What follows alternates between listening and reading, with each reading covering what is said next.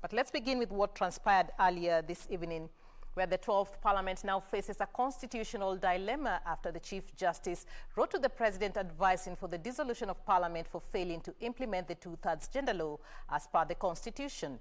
In a letter that is likely to revive the judiciary-legislature rivalry, the Chief Justice says Parliament has blatantly failed, refused or neglected to pass the law despite 4 court orders. This now puts the President in a precarious position amid mounting pressure for Parliament to approve the gender law 10 years after the promulgation of the Constitution.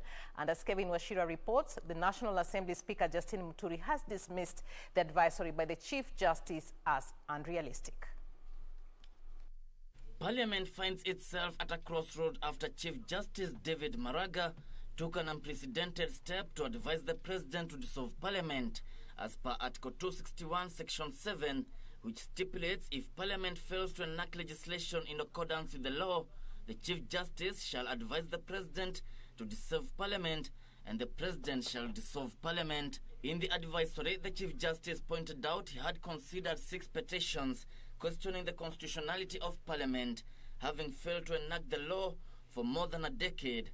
The petitions were presented by LSK, Margaret Toili, Frederick Gishanga, Stephen Owoko, John Wangai, Aoko Bernard, and David Sudi, seeking to have Parliament dissolved.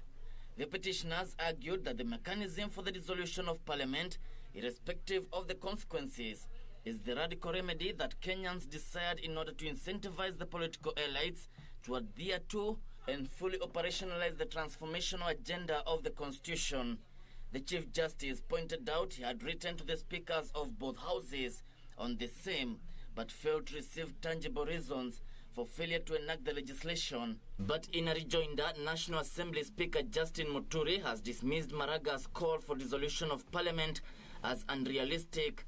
In a statement, Muturi says dissolution of Parliament will necessitate a by-election in all constituencies. Given the expensive nature of elections, there does not appear to be any good reason for insisting on dissolution of Parliament. End of quote. The enactment of the two-thirds gender principle was among the things Parliament was supposed to do within 5 years after the promulgation of the Constitution in 2010, but this have not happened 10 years later. Focus now shifts to the President, who is expected to dissolve Parliament. Legally, there is no stipulated timeline within which the President should dissolve Parliament. It is now a game of wait and see. What next with the fate of the 12th Parliament now lying in the hands of the President? Kevin Washira, Channel 1 News.